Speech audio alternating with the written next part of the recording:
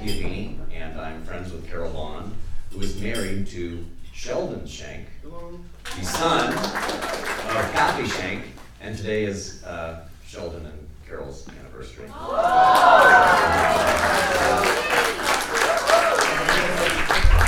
Congratulations. So by way of introduction, and so that you can better appreciate the conversation that will happen momentarily between Kathy and Margaret, I just want to recap Kathy's key experiences and show you some photographs and slides that give a sense of that experience. And here is her grandfather, David Morenstein. We're thinking this is late 19th century. We don't have a date on this, but the family had the photo. Kaila Ita, welcome again. So Kathy, as she is known now, was born in 1924 in Łukusz, Poland. She grew up in an Orthodox Jewish family. Her father was a hat maker. They lived a simple life. Her father spent a great deal of time in the synagogue and was very devout. By Kathy's own account, she lived a happy childhood and adolescence. On September, this is a school photo. This is 1934 in Łukusz, and the arrow points to Kathy. And it's wonderful. But on September 1st, 1939, a day memorialized as Bloody Wednesday, Germany invaded Poland, and the systematic destruction began. After the German invasion, Jews were rounded up and separated from the rest of the populace. What you can see here is a Holocaust map of Poland showing the main extermination camps, or death camps as they were known, main cities with ghettos, and the other major concentration camps. All Jews were forced then to wear the Yellow Star of David. About 6 months later, all Jews were forced to leave their homes and to live in the ghetto. Kathy's family was forced into the ghetto, with 2 families living in one room. In 1941, when she turned 16, Kathy was on the first list of 100 children from the town to be deported to a slave labor camp. The SS came and took her away from her family. This is a view of Grossrosen, which was the main camp. There were many sub-camps, and this was the parent camp of Klettendorf and Ludwigsdorf, 2 camps in which Kathy was forced to live and survive. She was taken to the slave labor camp of Klettendorf, sub-camp of Grossrosen, in the early spring of 1941. Kathy's father, mother, younger sister, 2 younger brothers, 2 uncles, 2 aunts, and all of their 12 children were all sent from the ghetto straight to Auschwitz and were never heard from again. This is a slide of Klettendorf, the slave labor camp in 1942, and Kathy is denoted by the blue arrow. In Klettendorf, Kathy told the Germans she was a dressmaker. She was given a Singer sewing machine, and her work ran 12 hours a day, 7 days a week, without rest and very little food. In January 1944, Kathy was transferred to the Ludwigsdorf slave labor camp, another slave labor camp, sub-camp of Grossrosen. Here life was even harder. She suffered more as food became more restricted. As the war raged on, she began to lose weight. Soon enough, she was almost a skeleton. So here we see an example of extreme deprivation. And next, another. Ludwigsdorf was a munitions factory, and the conditions were quite dangerous. One day, her face was damaged by a small explosion, and after developing typhus, she was placed on an outside work detail. Very rough duty as well. In March 1945, as the Allies began the final push to Berlin, she was transferred again, this time to another sub-camp of Grossrosen, Görlitz. This is the shot of Gorlitz was taken by Allied forces right after liberation. In April 1945, as the war ended, Gorlitz camp was disbanded by the Germans just before. Prisoners were given a choice: to leave with the German Guard escort or to stay in the camp.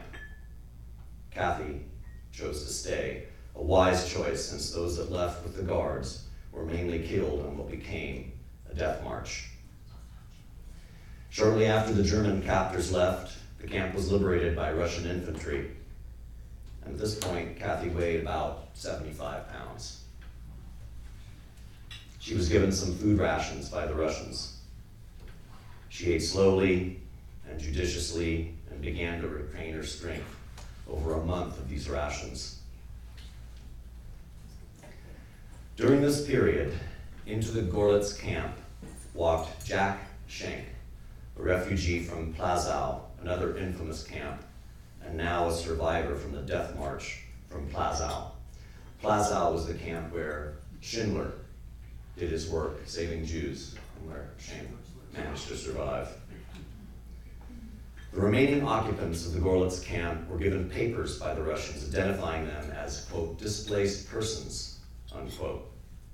They were told they could leave the camp, but there was no way to leave other than to walk, if you could. Jack, another man, Maori, and 5 women, including Kathy, began to walk east 8 hours a day towards Bunzlau, Poland, a city from which trains were departing. They faced daily danger from Russian troops wanting to rape the girls, and the local populace wanting to rob them of what little they had. In Bunzlau, the group split up, and Jack and Kathy went to Ulkus to try and find what remained of Kathy's past life. Nothing there remained. Then they were given a pass to go to Krakow, again, to see if Jack's relatives could be found. They found no one. In May of 1946, they were assigned to the United Nations refugee camp in Linz, Austria, where for the first time in years they were treated very well. Slide. This is Kathy, and she's in here. I'm sorry, I do not have an arrow identifying her, but she is in this photograph at the 1945 memorial, where the survivors gathered to memorialize the extreme, horrific situation that occurred. So this is a friend in the driver's seat, Kathy in the front, and Jack in the back.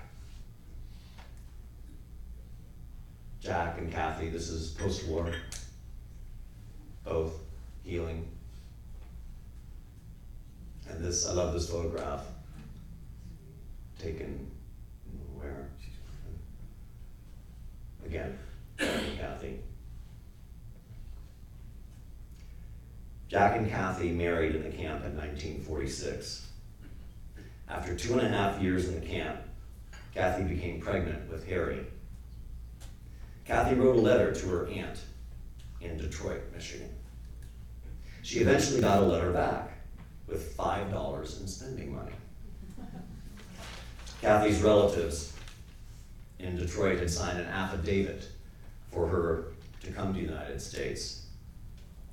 And together, Jack Schenk and Kathy Schenk sailed for New York on December 21st, 1948, aboard the US flagged ship, the SS Marine Flasher.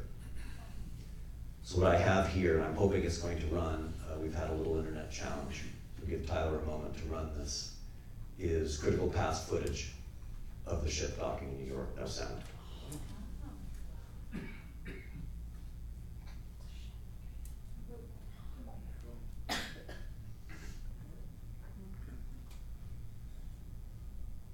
We'll try to reload it.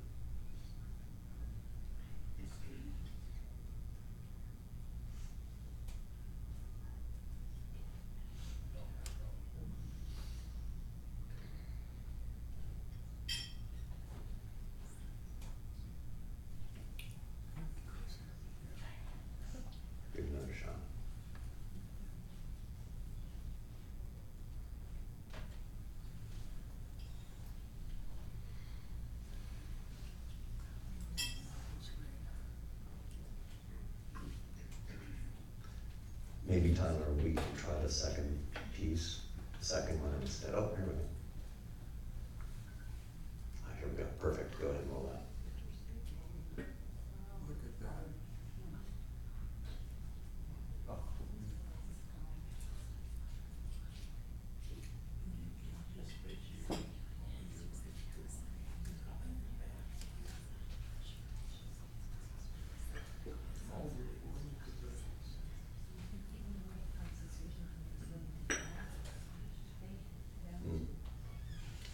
We'll try one more time, and if it doesn't work, we'll move on. But it was great footage. And basically, it shows people getting off the boat, shows people meeting their loved ones in the area where they can access them. And the final image is what I would hope to really show, if it'll run. And if it won't, we may try to run it at the end. We'll try that at the end. Tyler, I think, is probably the best thing to do at this point. If you want to go ahead and move on to the next slide. So, Jack found work as a carpenter in Detroit, Michigan. And after 6 months in Detroit, Kathy gave birth to him, Harry, on March 15th, 1949.